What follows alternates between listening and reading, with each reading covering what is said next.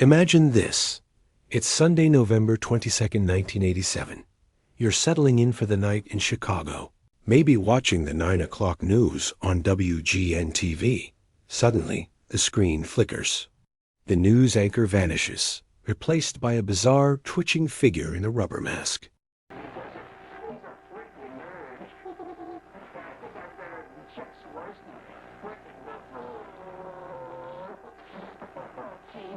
He's meant to look like Max Headroom, a popular character at the time.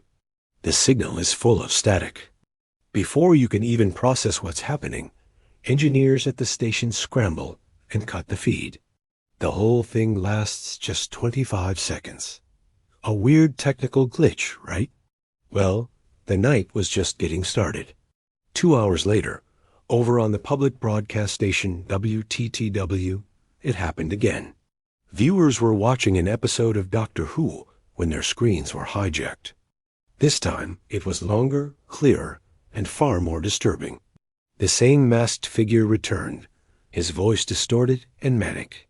He rocked back and forth, muttering nonsensical phrases, mocking TV commercials, and the very station he'd just interrupted. This wasn't just a glitch. This was a deliberate, audacious act of broadcast piracy.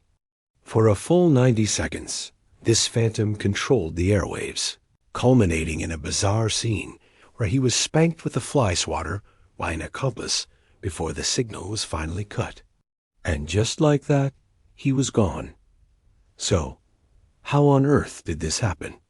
Back in the 80s, television signals were broadcast over the air via microwaves from a studio to a transmitter, often located on top of a tall building like the John Hancock Center.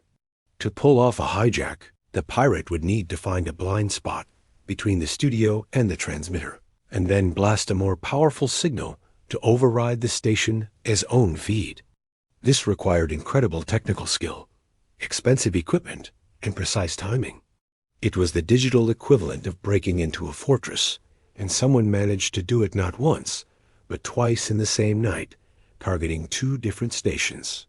The immediate aftermath was a mix of confusion, amusement, and genuine fear. What was the point? Was it a political statement? A prank? The distorted audio was rambling and chaotic. The figure yelled, "Catch the wave," mocking a popular Coke slogan, and hummed the theme song to a 1950s cartoon. At one point, he held up a Pepsi can while saying Coke. None of it made any sense. It was pure, unadulterated anarchy, broadcast directly into people's living rooms. The FCC, the Federal Communications Commission, immediately launched a full-scale investigation. Agents swarmed Chicago, interviewing station employees, analyzing the footage frame by frame, and trying to triangulate where the pirate signal could have come from. The FBI was also involved.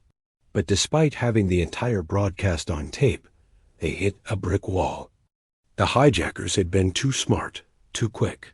They left no fingerprints, no physical evidence, and no trail to follow. This lack of resolution is what allowed the theories to run wild. Who was behind the mask? One popular theory pointed to a group of disgruntled engineers or tech-savvy pranksters from the local hacker scene. Chicago had a burgeoning community of people who were fascinated with pushing the boundaries of technology.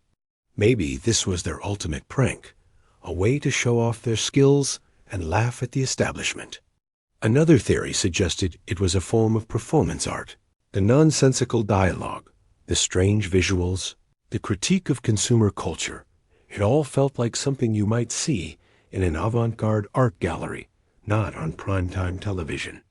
Some even whispered it could be an inside job, a disgruntled employee from one of the stations who knew the system inside and out. But no one ever came forward. No group ever claimed responsibility. The investigation officially went cold, but the mystery only grew. The Max Headroom Incident became a legend, a piece of modern folklore. It was a ghost story for the digital age. The raw, unsettling nature of the footage made it one of the Internet's first creepypastas, shared in forums and chat rooms long before YouTube existed. The masked figure became an icon of rebellion and digital chaos, a symbol of the vulnerability of the systems we rely on. It has inspired countless documentaries, analysis videos, and even fictional works. The event tapped into a primal fear, the loss of control, the idea that someone could invade the sanctity of our homes through the very technology we trusted. What makes this story so enduring is that it's a perfect mystery. We have all the evidence, yet we have none of the answers. The broadcast itself is the message, but what is it trying to say? Is it a brilliant piece of anti-corporate satire? Or is it just the chaotic ramblings of a very clever troublemaker with a strange sense of humor? The person, or people, behind the mask could be anyone. They could be watching this video right now, smiling to themselves. They pulled off one of the most daring media hacks in history and simply melted back into the crowd, taking their secret with them. For over 3 decades, the identity of the Max Headroom hijacker has remained one of the greatest unsolved mysteries of the 20th century. The signal was cut, the investigation ended, but the questions echo through time. Who was that masked man? And what was he trying to tell us? We may never know. And perhaps that's the point. The phantom of the airwaves left behind a single distorted message that will forever be open to interpretation. A chilling reminder of that one bizarre night when chaos reigned on the television screens of Chicago. Thank you so much for joining me on this deep dive into one of history's strangest unsolved cases. If you enjoyed this, please consider liking the video and subscribing to the channel for more explorations into fascinating mysteries. Let me know your own theories in the comments below. See you next time